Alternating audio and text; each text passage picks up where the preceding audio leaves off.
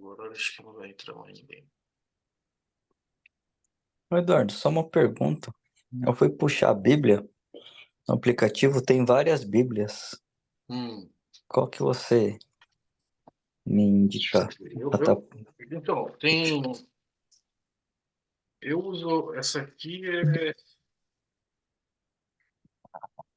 Bíblia Anotada Expandida.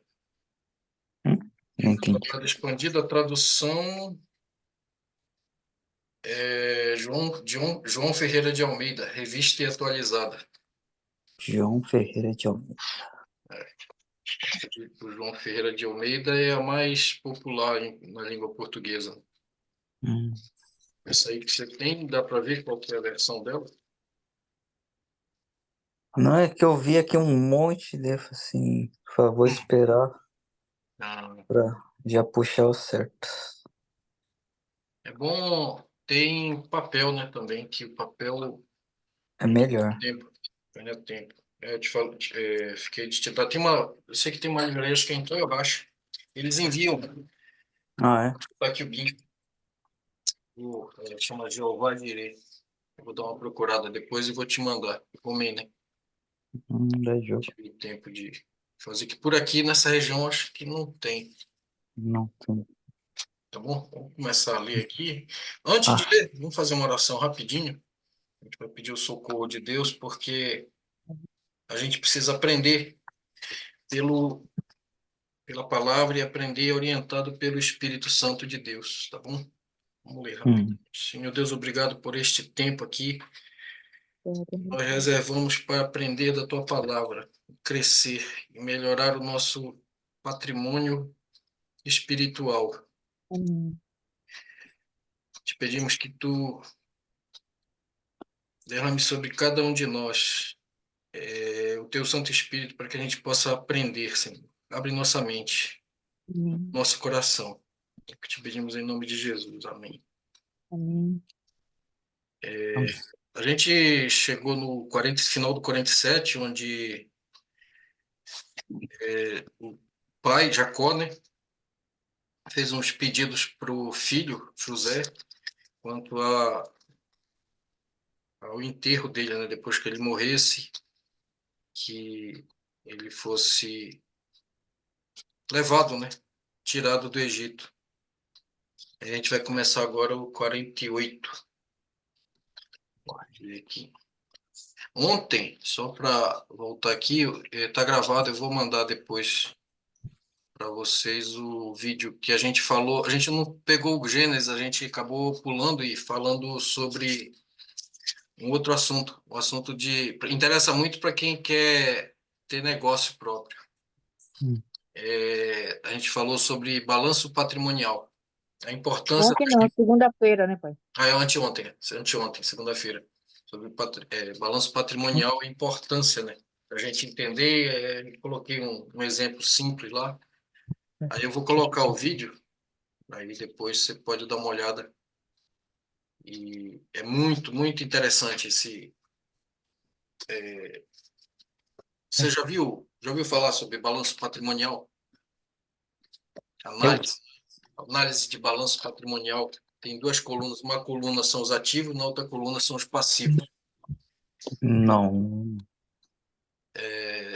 Isso aí está em todas as áreas da vida, inclusive na área pessoal, na área espiritual. Tudo a gente tem ativo e passivo. Ativo Hum. seria aquilo que a gente tem de positivo. E passivo seria aquilo que tem de negativo. Certo. Por exemplo, você é da área de personal trainer, você sabe que a Isso. gordura corporal ela é prejudicial, né? Sim. Ela é excessiva, principalmente aqui no abdômen, né? Então isso aí acaba sendo no nosso balanço patrimonial de físico um passivo, uma coisa ruim, né?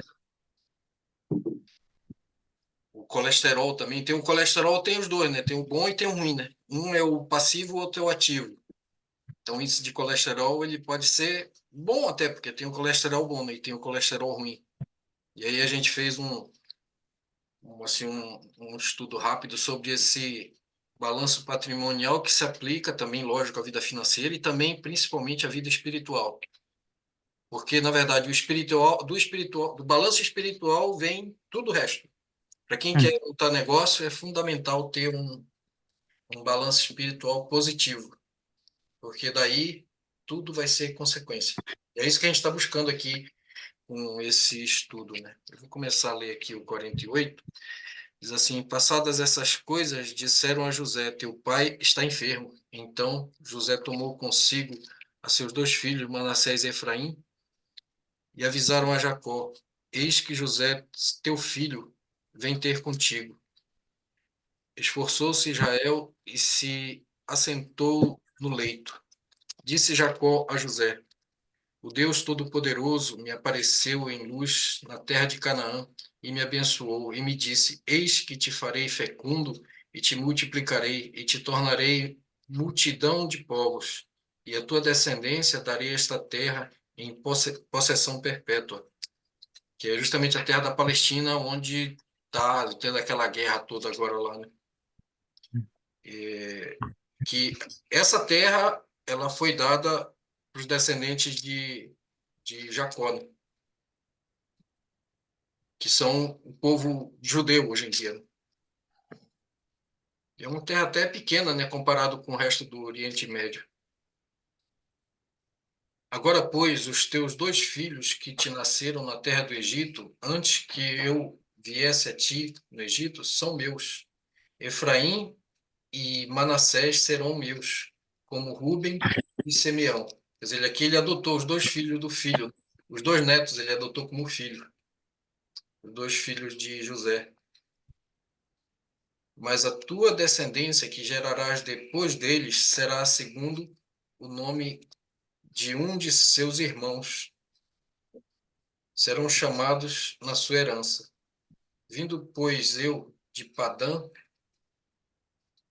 me, me morreu com pesar meu a Raquel na terra de Canaã, no caminho, havendo ainda pequena distância para chegar a Efrata, e sepultei-a ali no caminho de Efrata, que é Belém. Aqui é o seguinte, ele é viúvo, né? Aí a esposa dele morreu de parto do filho caçula, do filho Benjamim, né? E essa mulher dele, ele teve 2 filhos, ele teve outras mulheres antes dele, ele teve 2 filhos, foi José, o penúltimo, e o último caçula, que foi Benjamim. E aí, no parto de Benjamim, ela morreu, né? Rebeca morreu. E era a mulher que ele amava muito. E ele enterrou ela na cidade de Belém, que por sinal foi a mesma cidade que Jesus nasceu. Tendo Israel visto os filhos de José, disse: quem são estes? Respondeu José a seu pai: são meus filhos que Deus me deu aqui. Faze-os chegar a mim, disse ele, para que eu os abençoe. Os olhos de Israel já se tinham escurecido por causa da velhice, de modo que não podia ver bem. José, pois, fê-los chegar a ele, e ele os beijou e os abraçou. Então disse Israel a José: eu não cuidara ver o teu rosto, e eis que Deus me fez ver os teus filhos também. E José, tirando-os dentre os joelhos de seu pai, inclinou-se à terra diante da sua face. Depois tomou José a ambos, a Efraim na sua mão direita, à esquerda de Israel, e a Manassés na sua esquerda, à direita de Israel, que Israel é Jacó, né, o pai, e fê-los chegar a ele. Mas Israel estendeu a mão direita e a pôs sobre a cabeça de Efraim, que era o mais novo, e a sua esquerda sobre a cabeça de Manassés, cruzando assim as mãos, não obstante ser Manassés o primogênito. E abençoou a José, dizendo: o Deus em cuja presença andaram meus pais, Abraão e Isaque, o Deus que me sustentou durante a minha vida até este dia, o anjo que me tem livrado de todo mal, abençoe estes rapazes. Seja neles chamado o meu nome e o nome de meus pais, Abraão e Isaque, e cresçam em multidão no meio da terra. Vendo José que seu pai pusera a mão direita sobre a cabeça de Efraim, foi-lhe isto desagradável, e tomou a mão de seu pai para mudar da cabeça de Efraim para a cabeça de Manassés.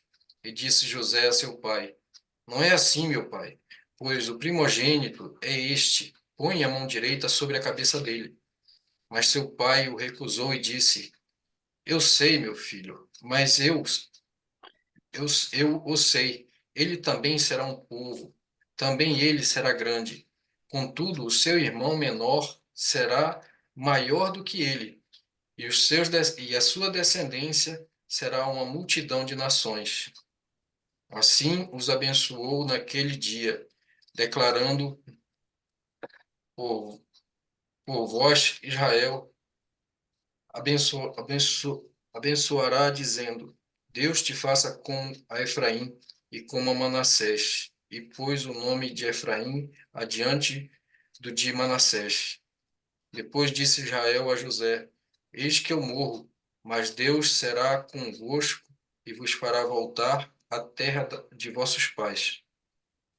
Dou-te de mais que a te...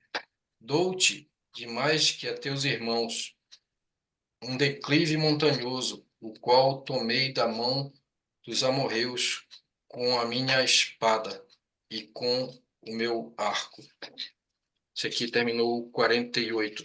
O 49, o avô, né, o pai, ele chama os filhos para abençoar um por um, os 12 filhos. E ele, no 49, é a bênção, né, que Jacó, o pai, dá sobre os filhos, né? Sobre todos os filhos, inclusive, é lógico, né, sobre os filhos que queriam até matar José, né, queriam matar o próprio irmão. Mas eles todos receberam a bênção do pai. Só que quando chegou na vez de Judá, a bênção foi bem mais extensa, né? Está no versículo 8. Eu vou pular direto para o 8 aqui. É do 8 ao 12 a bênção sobre o filho chamado Judá. Esse filho que depois, né, de séculos, veio a ser aquele que foi o pai da tribo de Judá. E dessa tribo saiu o Jesus Cristo, né? Maria e José eram descendentes dessa tribo de Judá. E daí, inclusive, saiu o nome também judeu, né? Por isso que a gente chama judeu hoje. Por causa dessa tribo, né? Que acabou sendo a tribo remanescente que deu nome a todo o povo de Israel, que hoje é conhecido como judeu, né? Judeu porque é de Judá, essa tribo de Judá, né? Mas nem todos os judeus são descendentes de Judá, né? Porque são 12 irmãos, são 12 tribos. Tem até uma história aí que tem estudo, né, que dizem que o povo japonês é uma dessas tribos perdidas de Israel, né? Porque duas tribos permaneceram e 10 tribos foram espalhadas mundo afora. Ninguém sabe, afinal de contas, para onde foi essas tribos. E dizem, né, que os japoneses podem ser uma dessas tribos perdidas de Israel. Aí, ó, no 9 diz assim, Judá, quando ele começa a abençoar Judá, né? Judá, teus irmãos te louvarão. A tua mão estará sobre a cerviz de seus inimigos. Os filhos de teu pai se inclinarão a ti. Judá é leãozinho. Da presa subistes, filho meu. Encurvar-se-á, encurvar-se e deita-se como leão. E como leoa, quem o despertará? O cetro não se arredará de Judá, nem o bastão de entre seus pés, até que venha Siló, e a ele obedecerão os povos. Ele amarrará o seu jumentinho, a vide e o filho da sua jumenta, a videira mais excelente, levará as suas vestes no vinho, e a sua capa em sangue de uvas. Os seus olhos serão cintilantes de vinho, e os dentes brancos de leite. Provavelmente aqui ele já estava se referindo a Jesus Cristo, né? Tem mais alguém aqui que está querendo entrar, é o Luiz. Volta aqui. Entrou mais um aqui, o Luiz lá de Isso aí, turma. Bem-vindo aí, Luiz. Bom, aí eu vou pular agora para a bênção que o pai deu para José. Começa no 22 e vai até, bem longa, vai até o 26. Diz assim: José é um ramo frutífero junto à fonte. Seus galhos se estendera sobre o muro. Os flecheiros lhe dão Do cliente que me pediu. armadura. É armadura que está escrito? Eu não estou conseguindo ler isso aqui. Armadura. Amargura, amargura. Então amargura. Atiram contra ele e o aborrecem. O seu arco, porém, permanece firme. Os seus braços são feitos ativos pelas mãos do poderoso de Jacó. Sim, pelo pastor e pela pedra de Israel.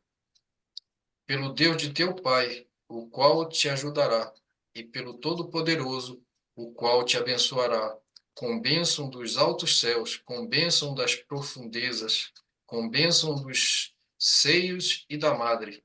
As bênçãos de teu pai excederão as bênçãos de meus pais, até o cimo dos montes eternos. Estejam elas sobre a cabeça de José, sobre o alto da cabeça do que foi distinguido entre seus irmãos.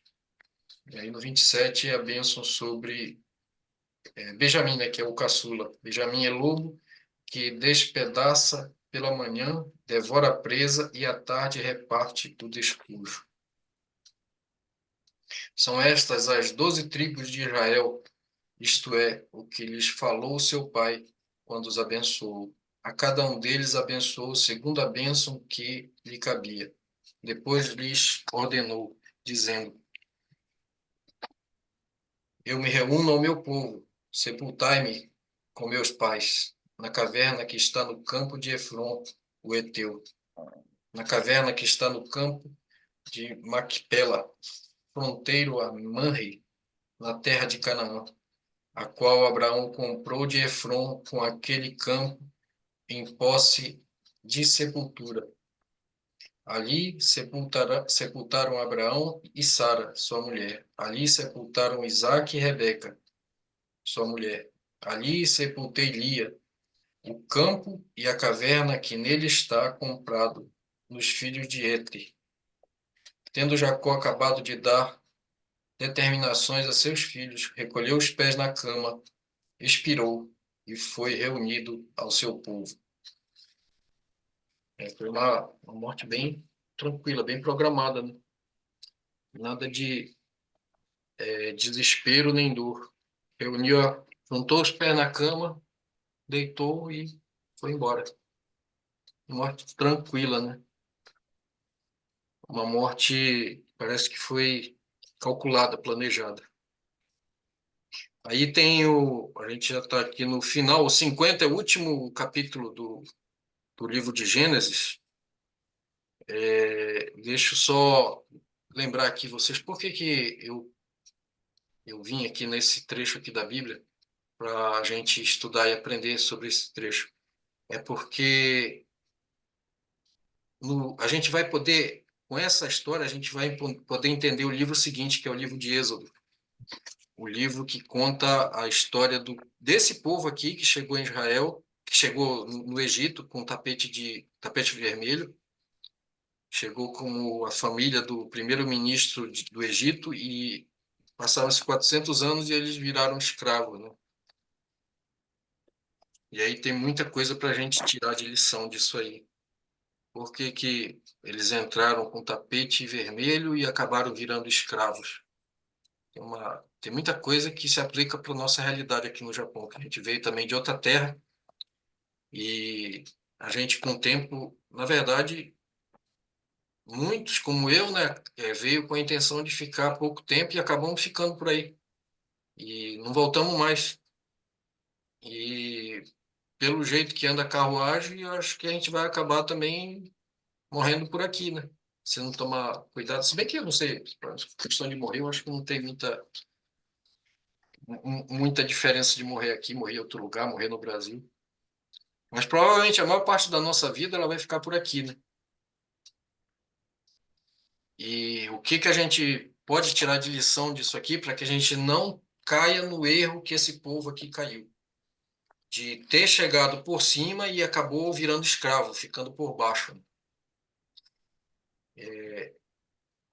A saga da saída, né, da escravidão, que é contada no livro seguinte do Êxodo, é uma história famosa, mas, na verdade, pouco explorada, que tem também lições importantes para a gente. Vocês já ouviram falar das 10 pragas do Egito?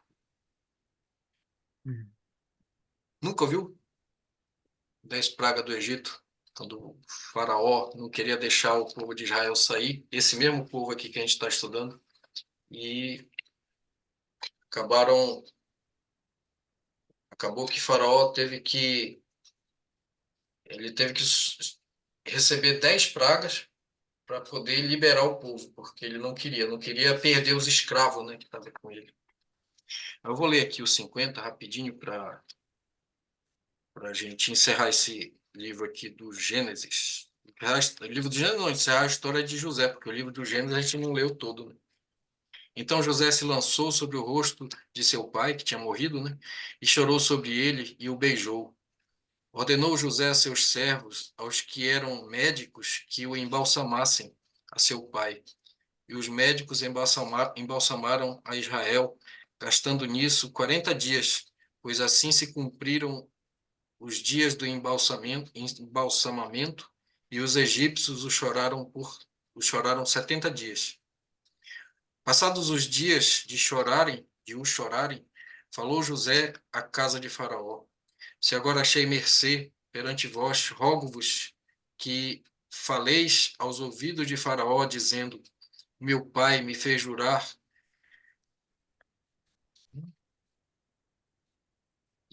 Tá? De Farandor. É de Farandor que está escrito? Meu pai vai jurar declarando. Ah, declaro ainda. Nossa, tá muito escuro aqui esse quarto. Desculpa aí, pessoal, tem umas coisas que tá bem ruim de ler. Eis que eu morro no meu sepulcro, que abri para mim na terra de Canaã. Ali me sepultarás. Agora, pois, desejo subir à sepultura, a sepultar meu pai. Depois voltarei. Respondeu o faraó: Sobe e sepulta o teu pai, como te fez jurar. José subiu para sepultar o seu pai, e subiram com ele todos os oficiais de Faraó e os principais da sua casa, e todos os principais da terra do Egito, como também toda a casa de José e seus irmãos.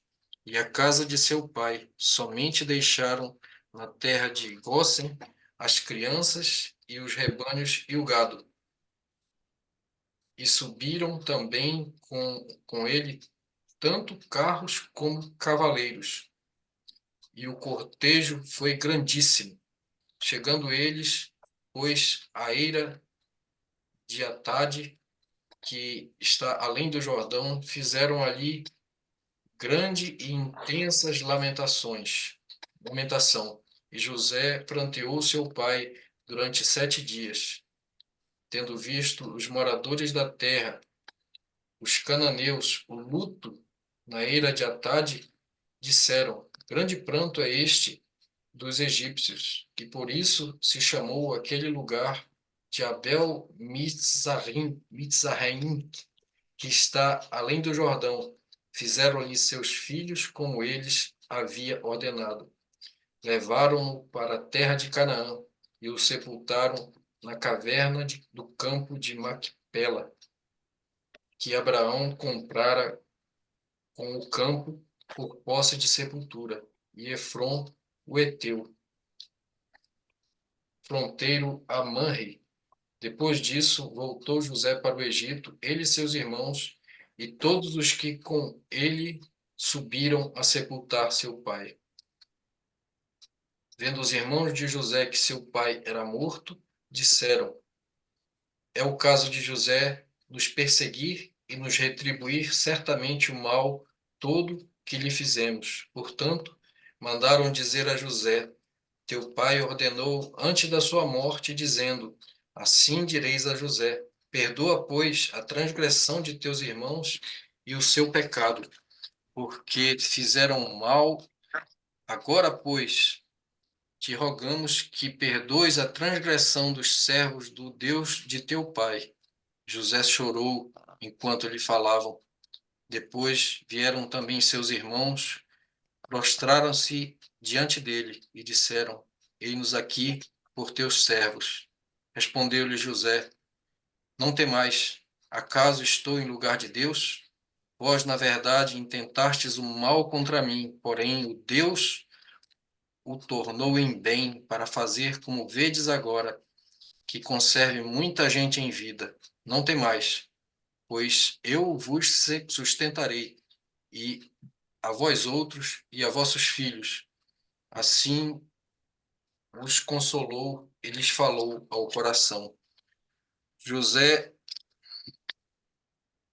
habitou no Egito, ele e a casa de seu pai, e viveu 110 anos. Viu José os filhos de Efraim até a terceira geração, também os filhos de Maquir, filho de Manassés, os quais José tomou sobre seus joelhos.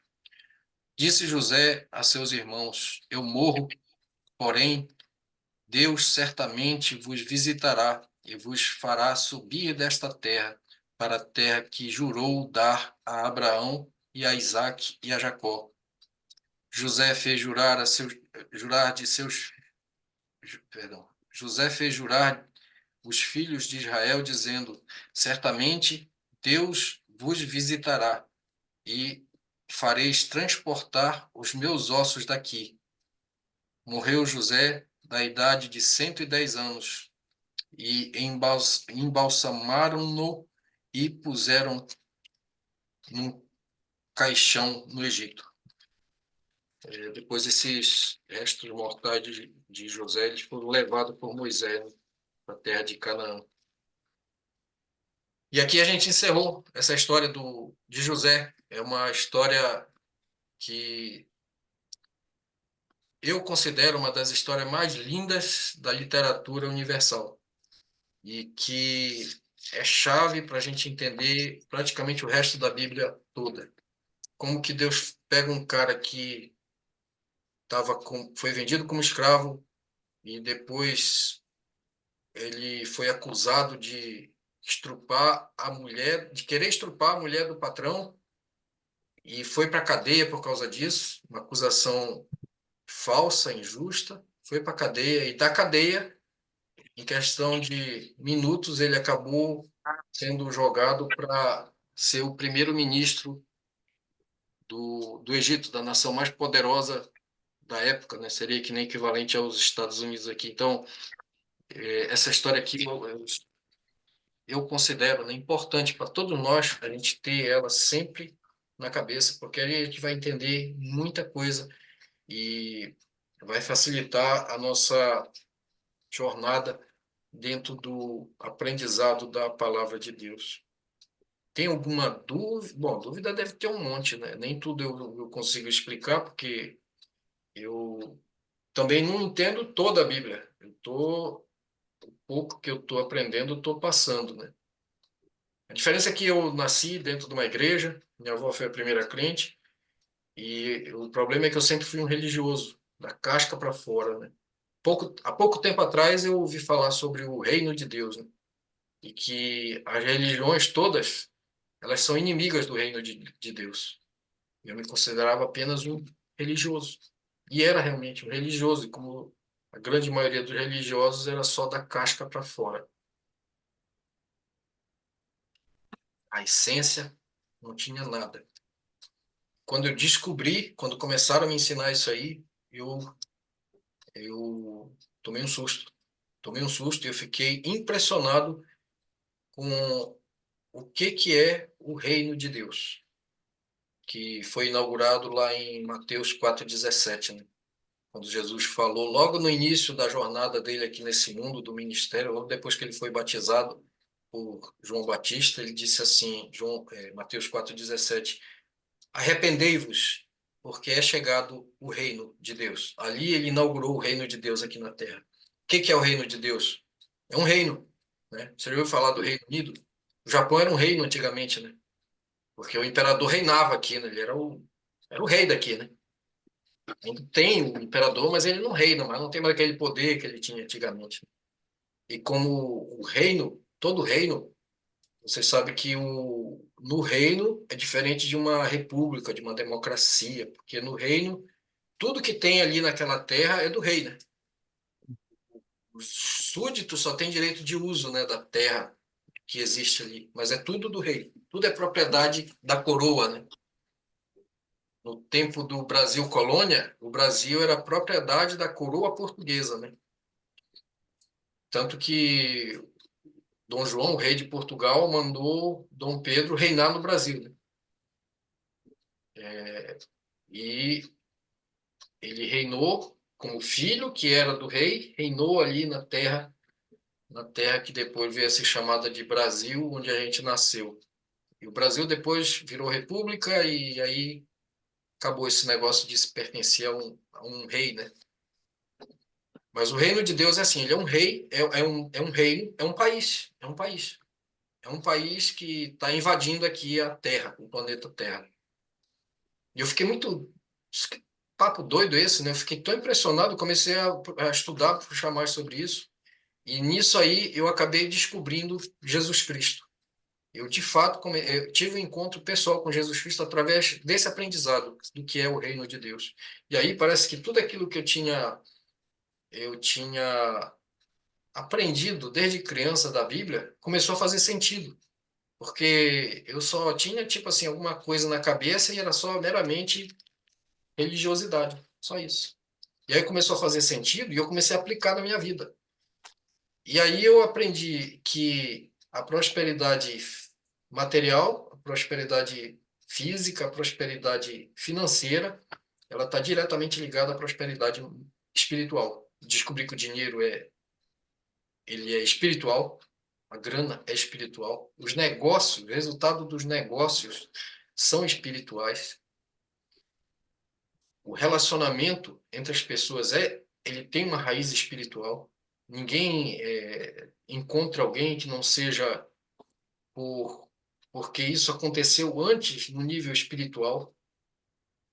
Aqui a gente não está reunido isso aqui nesse local aqui no Zoom, um ambiente virtual que seja, mas a gente não está se conhecendo, a gente não está conversando sem que antes isso tivesse acontecido no nível espiritual. Alguém preparou isso aqui com antecedência e agora a gente está aqui, podendo conversar, compartilhar. A minha intenção é fazer com que todos vocês cresçam, subam a nível espiritual, porque eu poderia, por exemplo, passar toda a minha experiência no campo de empreendedorismo, de investimento que eu tenho aqui no Japão. Detalhe, né? Eu já fiz isso, mas eu não recomendo, tá? Sou investidor, quando eu falo que sou investidor, entendo, sou investidor em coisas reais, em negócios reais, também em imóveis, né? Mas eu não invisto, por exemplo, em ações de outras empresas. Eu invisto em ações da minha própria empresa, né? Porque a minha empresa eu ponho fé, a empresa dos outros eu não quero nem saber. E nesse sentido que eu sou investidor, né? E eu procuro ajudar pessoas que querem, por exemplo, empreender, querem sair da escravidão do salário, da escravidão de ter uma renda só, que é terrível isso, né? Não recomendo, é muito perigoso. Já tive esse problema. Então, eu procuro com o meu objetivo aqui é esse, é compartilhar aquilo que eu tenho aprendido e eu espero sinceramente que todos vocês cresçam espiritualmente.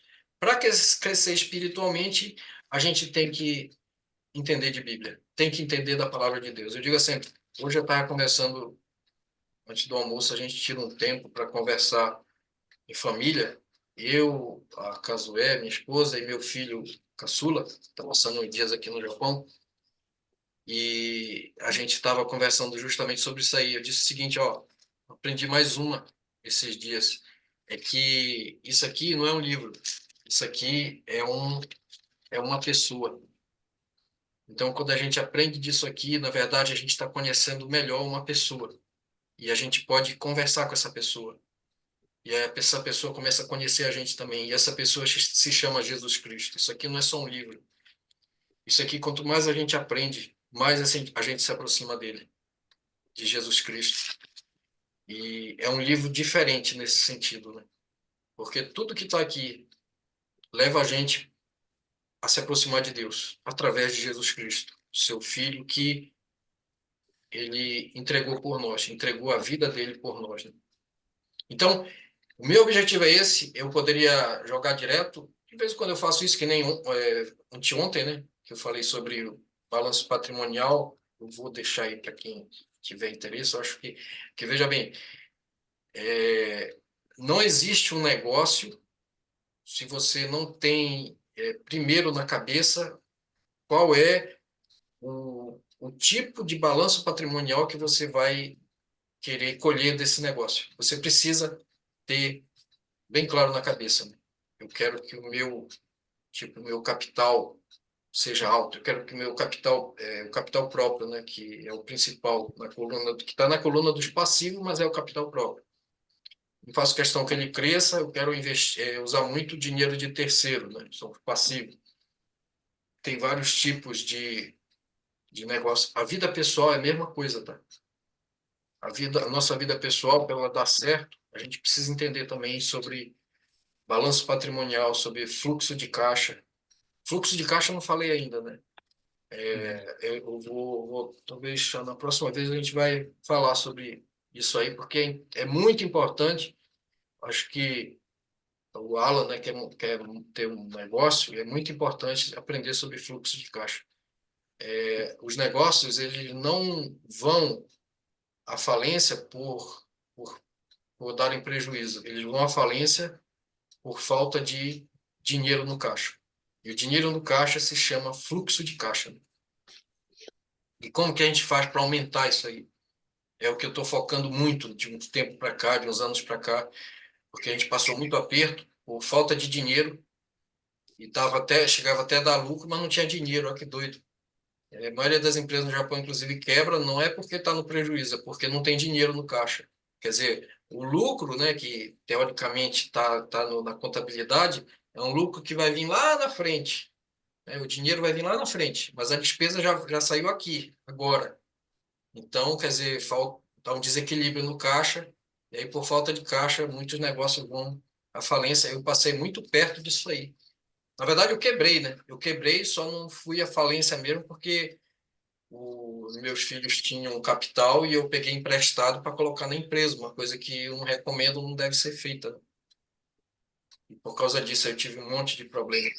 Os fiscais vieram na minha empresa porque desconfiaram que eu estava escondendo dinheiro, que eu tinha todas as provas, né?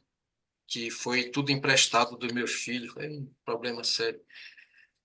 Então, mas foi também por falta de quando a gente está começando, é tudo muito difícil, né? E eu tinha eu conseguia pegar dinheiro com os bancos, mas com dificuldade. E nessa hora aí faltou. E eu estava investindo muito em painel solar na época. Investimento em painel solar é caro, é bem caro. Vai muito dinheiro, né? Comprava os terrenos e mandava fazer os painéis solares. Às vezes eu comprava galpão, tem vários aí, e mandava colocar os painéis em cima do telhado. E isso vai muita grana. E até com o dia que acabou o dinheiro, simplesmente acabou. Apesar dos bancos estarem dando um pouquinho, mas faltou. Aí eu tive um problema sério. Mas se eu tivesse focado muito na questão do fluxo de caixa, se eu tivesse esse conhecimento na época, talvez eu teria passado com menos sofrimento. Tá bom? Aí é mais coisa, aí tem mais coisa aí para a gente aprender junto também. E eu quero que vocês entendam o seguinte: a gente tem um problema aqui no Japão que é uma vida muito corrida, né? E falta tempo, né? A maioria falta tempo para a gente. Só que assim, a gente tem que ficar com um olho no peixe, outro no gato, porque enquanto a gente tipo tem que estar na correria para poder conseguir um dinheirinho, ao mesmo tempo a gente precisa arrumar tempo para poder aprender, porque se a gente não estiver subindo de nível, a gente nunca vai sair do estado que a gente está. Pelo contrário, a gente tende a afundar, né? Então, eu sei que não é fácil. Eu sei que não é fácil para muitas vezes, né, para a gente tirar um tempinho aqui para a gente aprender um pouco daquilo que eu sei que é o mais importante de tudo, que é aprender sobre o mundo espiritual, sobre as forças que regem o mundo espiritual. Que existem duas forças no mundo espiritual, as forças do bem e as forças do mal. E as forças do bem se chama Reino de Deus. E o Reino de Deus está descendo aqui nesse mundo. E eu quero que esse reino desça na vida de cada um de vocês aqui, como tem descido aqui na nossa. Apesar da gente, tem descido aqui na nossa vida. E está fazendo uma diferença gigante, gente. Muito grande.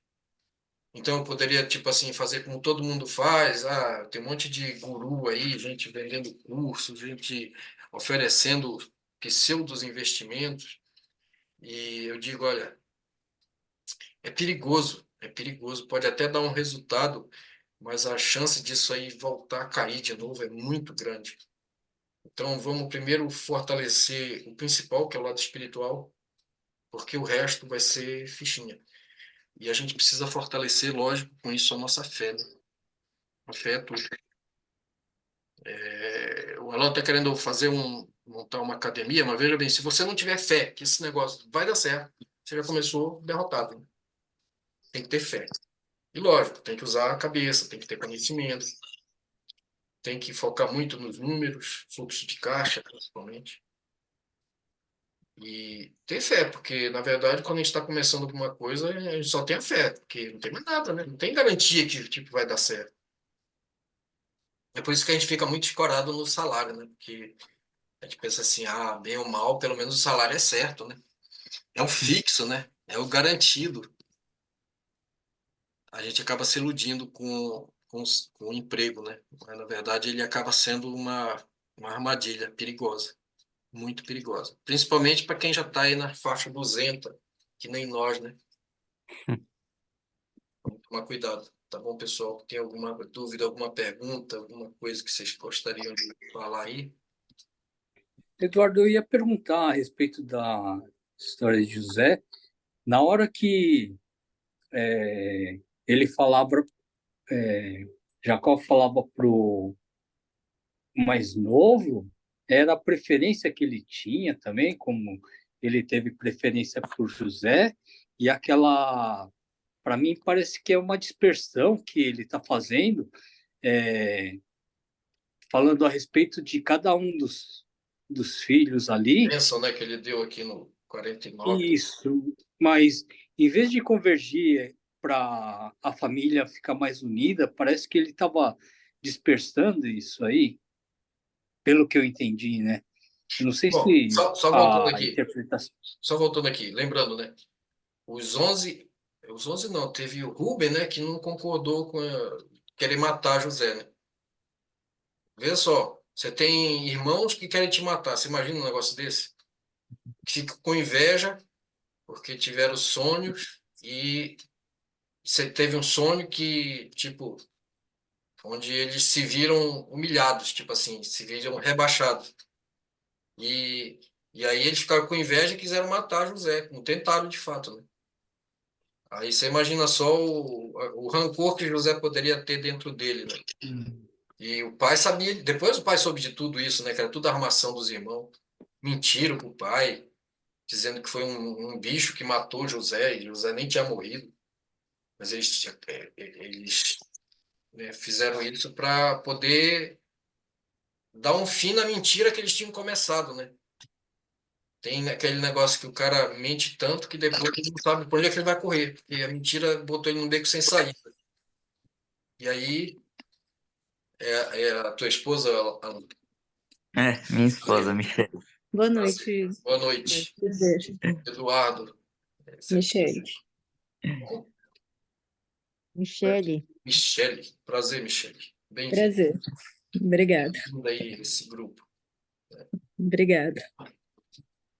Então, eu acho assim que o pai, na verdade, ele estava temendo que o negócio pipocasse depois que ele morresse, né?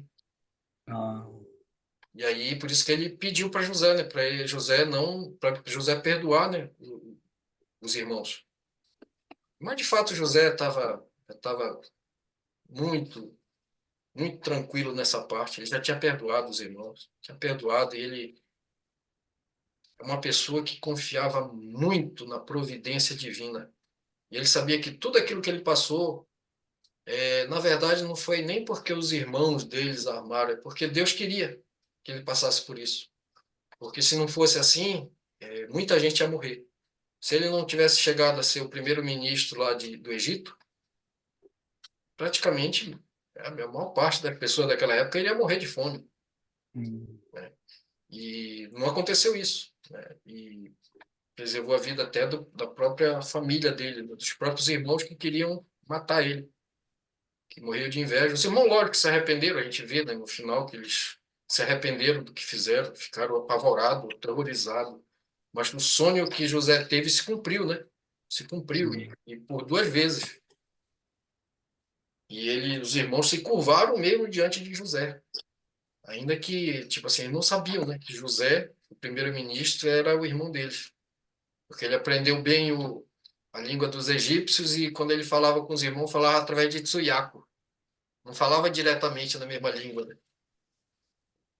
E aí, tipo assim, você veio para cá para o Japão, passou um tempo, você virou primeiro-ministro, vem a tua família do Brasil, precisando comprar alimento porque não tem mais no Brasil, você é o primeiro-ministro do Japão e não te conhece. Aí você falando no Nihongo, teus irmãos não reconhecem, né? Como que vai imaginar que você está na rapaz, nunca.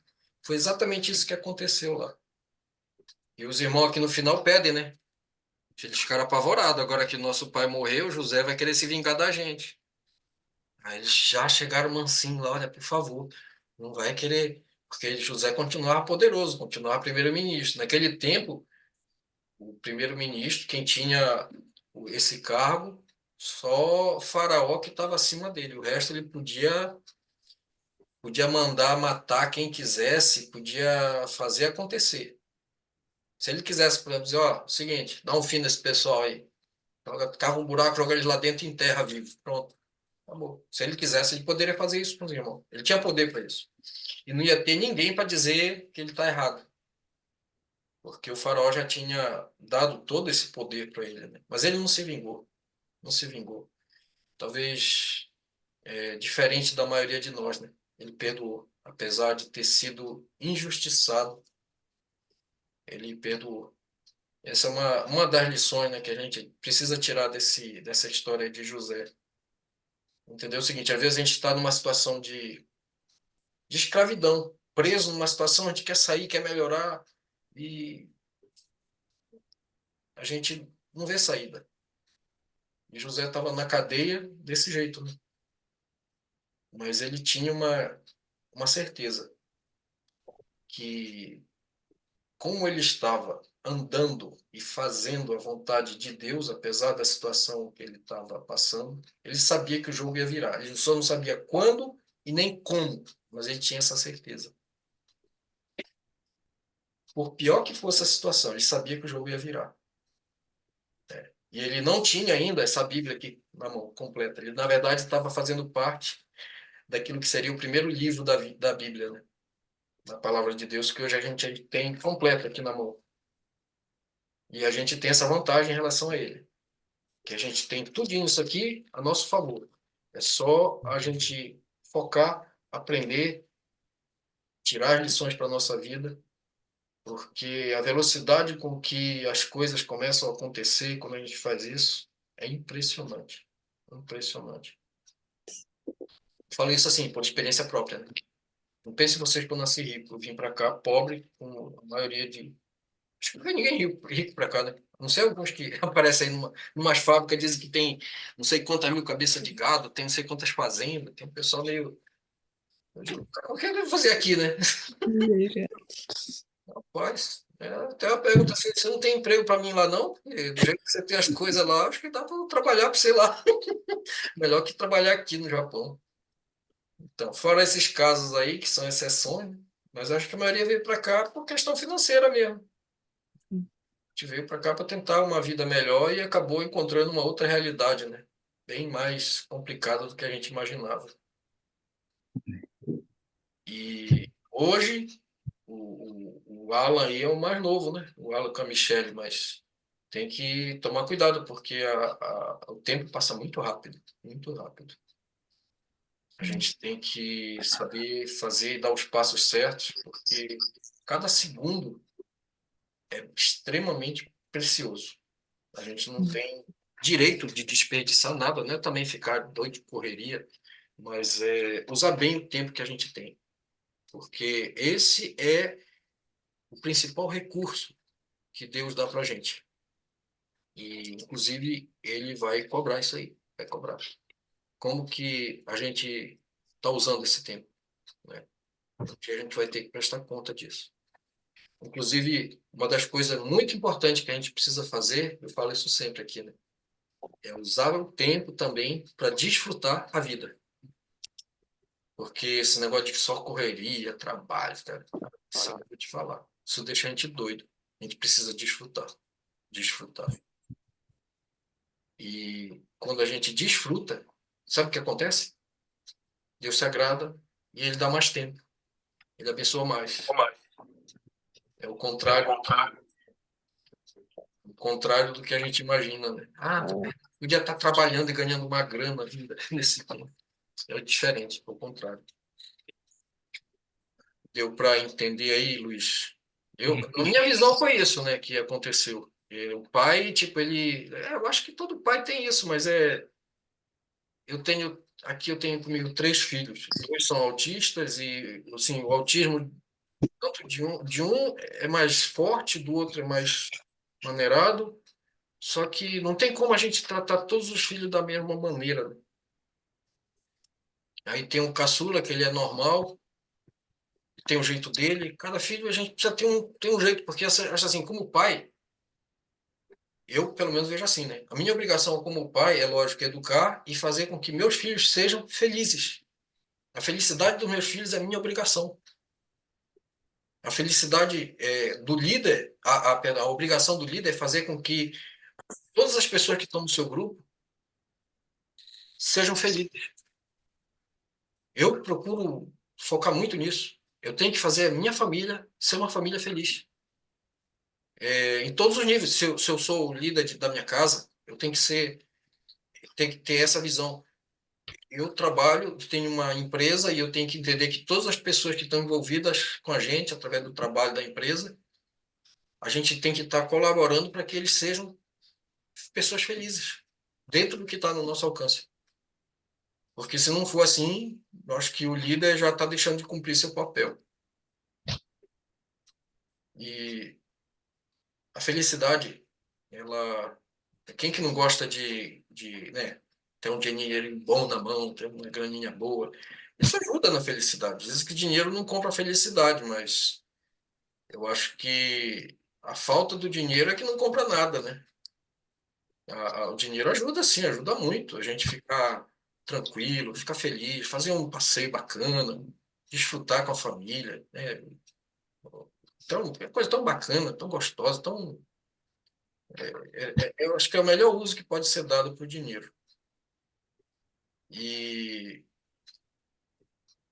a gente mostra com isso que a gente não está escravo do dinheiro. A gente é dono do dinheiro, a gente é senhor do dinheiro. Enquanto a gente trabalha pelo dinheiro, na verdade, a gente está mostrando que a gente é escravo dele, né? Mas quando a gente pega ele e usa ele para desfrutar a vida que Deus dá para a gente, aí a gente está mostrando que é o contrário. A gente é senhor do dinheiro. A única questão é que a gente fica preocupado porque, tipo, enquanto a gente está desfrutando, o dinheiro está indo e não está entrando, né? Só esse é o problema. Essa questão aí tem solução também. Solução que é o que, eu não sei se vocês já ouviram falar, acho que a maioria já ouviu, né? Renda passiva. Sabe o que é, né? É a renda que entra sem a gente precisar estar com o tempo preso lá. Essa aí que, inclusive, já falei muitas vezes, a Bíblia diz que isso aí é direito dos filhos de Deus. Só que a maioria, inclusive eu, sempre pensei assim, não, é do suor do teu rosto que ganharás o teu pão. Mesmo quem não conhece Bíblia já ouviu falar isso. Você ouviu falar, Alan? Do suor do teu rosto vai ganhar o teu pão. Todo Já, mundo sabe isso. É uma regra quase que universal. E está lá no Gênesis isso aí. No Gênesis capítulo 3, aqui nesse livro de Gênesis. Só que aí, olha só, o perigo de ouvir uma história mal contada pela metade. Tá aqui realmente escrito isso, ó, no capítulo 3,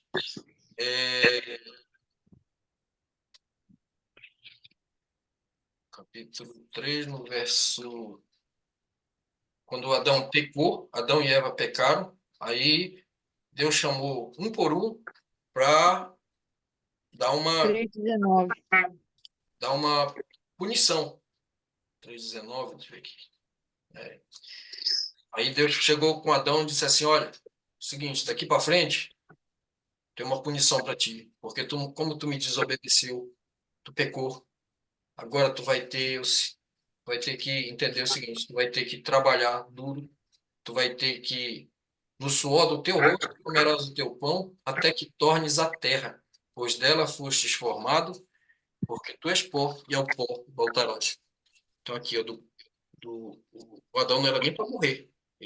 A morte entrou para a gente, aqui, o ser humano, nesse, nesse trecho aqui. A morte do corpo, porque a gente não era para morrer. Esse corpo aqui não foi feito para morrer.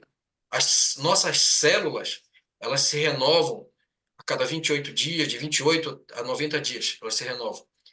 E o problema é que conforme elas vão se multiplicando, elas vão se envelhecendo, vão se deformando.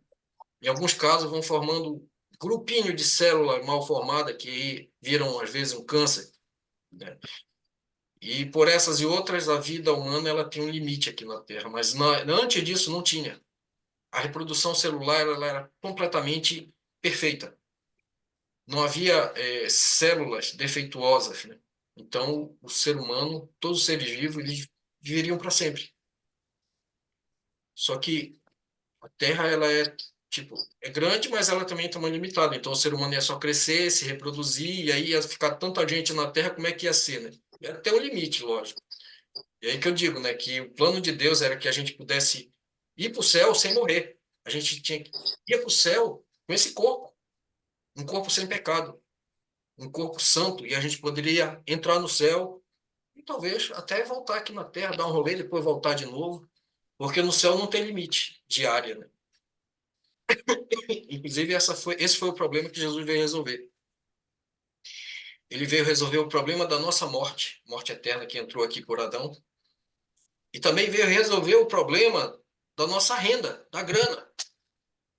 Porque do suor do teu rosto comerás o teu pão foi uma maldição. Mas aí se você puxar lá no mesmo Velho Testamento, no livro de Salmo 127:2, está escrito, né, que aos seus amados Deus dá enquanto eles dormem. Ou seja, renda passiva. Renda passiva é um direito de quem descobriu a sua identidade de filho.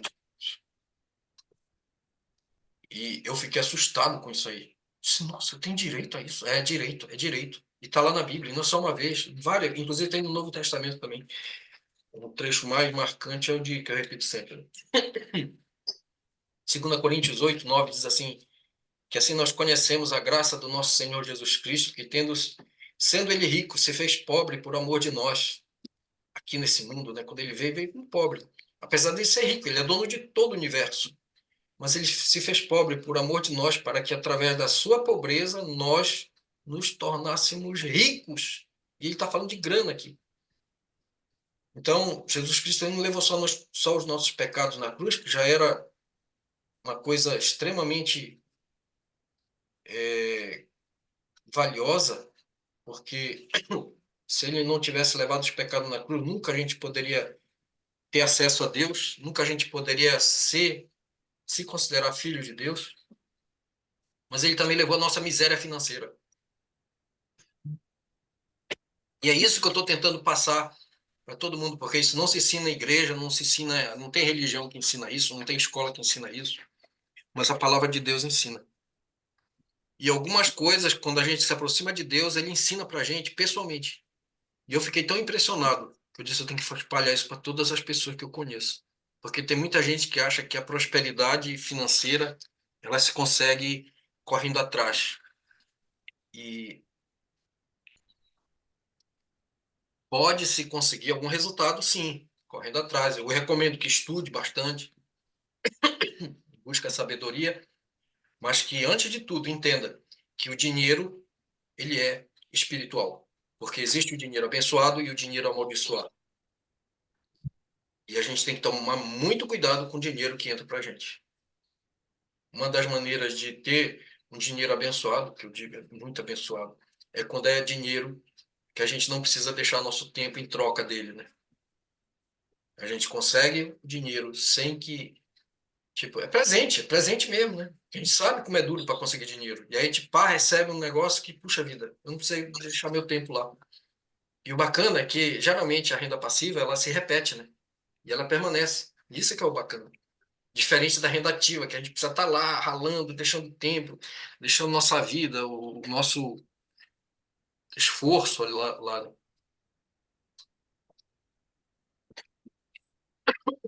Como que vai ser para cada um, eu não tenho como saber. Mas eu sei que isso aí vai acontecer. Desde que a gente esteja buscando andar no caminho correto, que é o caminho que José trilhou aqui, né, que a gente viu aqui nesse trecho do Gênesis, do 37, do capítulo 37 até o 50 do Gênesis. E também continua aí, esse é o primeiro livro da Bíblia, né, são 66, a gente vê muitos casos que Deus ele age para abençoar a gente, abençoar quem busca ele, quem faz a vontade dele. E tem mais coisa até que nossa, eu fiquei impressionado. Tem algumas promessas que parecem mentira. Tem, por exemplo, uma que diz assim, que ao pecador, ou seja, a pessoa que não faz a vontade de Deus, Deus dá trabalho para que ele ajunte a riqueza, como a prata, como pó, para pegar isso aí e dar de mão beijada para quem faz a vontade de Deus E agrada a Deus. e agrada a Deus. Então, quer dizer, coisa de louco, né?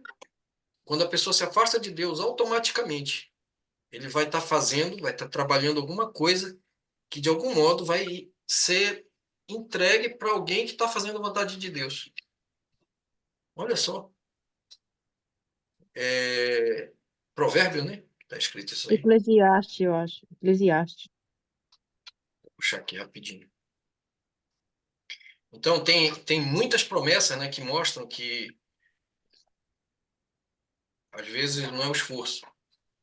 Não é esforço, é somente a direção que a gente está indo. Não é esforço, não é correria. Hum.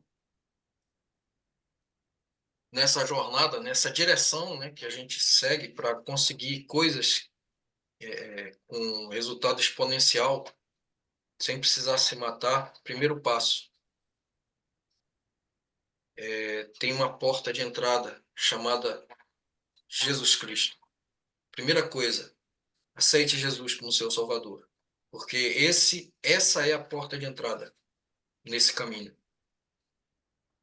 Ninguém se aproxima de Deus a não ser através de Jesus Cristo, aceitando Ele como seu Salvador, como seu único e suficiente Salvador, crendo que Ele levou lá naquela cruz os nossos pecados, para que a gente pudesse ter esse acesso espetacular, maravilhoso, com o nosso Pai Celestial.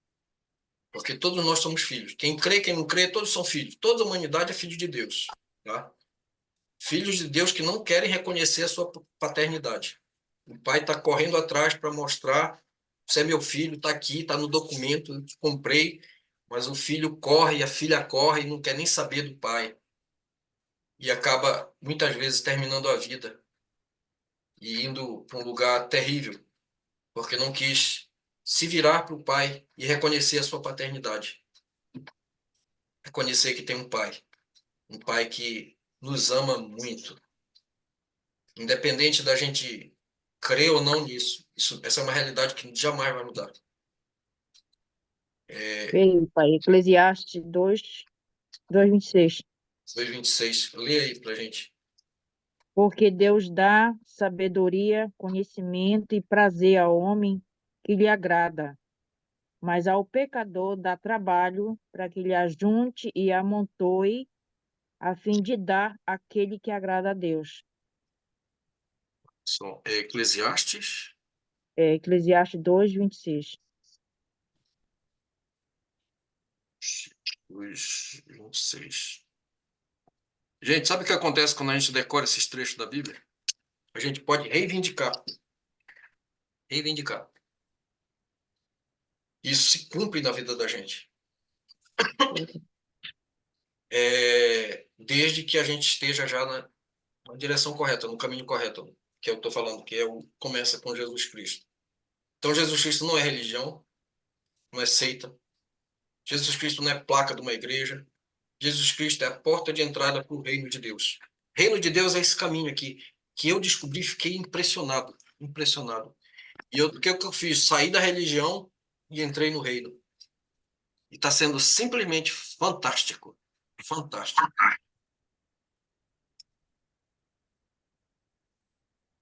Meu convite, né, que eu faço a todos vocês, foi o que eu fiz. E que eu digo, eu deveria ter feito isso bem antes. Porque com certeza estaria muito melhor. Com certeza a minha família estaria muito melhor. Mas ainda há tempo. E esse convite, ele está disponível para todos vocês. Ele é estendido a todos vocês. Em João 3,16, Jesus falou com um religioso chamado Nicodemos. Ele disse assim: Deus amou o mundo de tal maneira que deu seu único filho para que todo aquele que nele crê não pereça, mas tenha a vida eterna. A gente só precisa crer nele, só isso. E aí ele tira a gente do caminho da perdição e coloca a gente no caminho da prosperidade. Prosperidade, mas isso é papo furado. Não, prosperidade é o caminho do reino de Deus. Mas, veja bem, prosperidade que eu me refiro é, acima de tudo, a prosperidade espiritual. Porque se a gente não estiver bem espiritualmente, o financeiro pode até entrar um dinheiro, mas vai ser um dinheiro amaldiçoado que não vai adiantar nada. Não tem problema ser pouco dinheiro. Você vê quando o dinheiro é pouco, mas é abençoado, ele faz muito mais efeito do que aquele rio de dinheiro que entra amaldiçoado por fonte errada. Então, esse caminho eu recomendo. Tá bom, pessoal? A gente fica por aqui e aí a gente volta, se vocês puderem, né? A gente se encontra aí na sexta-feira. Talvez a gente, tipo assim, tenha que aprender coisa que, é coisa chata, mas que lá na frente a gente vai entender que faz sentido. Tá? Eu vou deixar o vídeo aí depois. Eu puxei para o YouTube, mas eu não renomeei, não botei nome, nada. Eu vou colocar o nome, vou jogar aqui no grupo. Vocês possam assistir esse vídeo, né, onde a gente falou sobre o balanço patrimonial. Quem que estava? Acho que era só o Luiz, né, que estava com a gente. Uhum. O Alan. O Bozo acho que entrou depois, né? O Bozo entrou. O Bozo não está hoje. Mas então, aí quem não viu vai poder ver. Tá bom? Mas também, tipo assim, na verdade, esse tipo de informação aí está disponível, né, para todo mundo. Hoje em dia é fácil, né, conseguir. Só que, assim, de um jeito que eu procuro, assim, o que eu aprendo, eu procuro explicar para que até uma criança consiga entender, sem problema, né? Porque é simples, na verdade é simples. O conceito é simples. Aí, como é, a gente está tendo essa oportunidade de falar, se caso tiver alguma dúvida, aí vocês podem falar e o que eu tiver no meu alcance eu explico. É que fica mais fácil você falar, porque pela experiência que já está passando, né? Quando a pessoa vive a situação, é bem mais fácil para explicar. A gente, por exemplo, a gente coloca o balanço patrimonial, por exemplo, da nossa empresa, a gente coloca na nossa mesa que a gente faz a refeição e começa a discutir sobre a situação do balanço patrimonial e o que a gente pretende, né, para o período seguinte, para o mês seguinte, para o ano seguinte. E também a gente fala muito sobre o fluxo de caixa. Gente, isso é muito importante mesmo. Porque hoje, você pode dizer, se a gente tem uma tranquilidade hoje, é por causa do nosso fluxo de caixa que está positivo. Isso é possível aprender e até você controlar isso aí. Dá para controlar. Né? Se você consegue aprender e consegue controlar, está resolvido o problema. O problema é que a gente não sabe o que é, não sabe como agir, aí vai sempre ter problema. Tá bom, pessoal? Um grande abraço, muito obrigado aí pelo tempo de vocês. E a gente se encontra na sexta-feira, tá bom? Um grande abraço. Nem todos apareceram. Tá ok? Ok. Boa noite para todos. Boa noite para todos aí. Boa noite. Um abraço. Obrigado. Tchau, tchau, boa noite.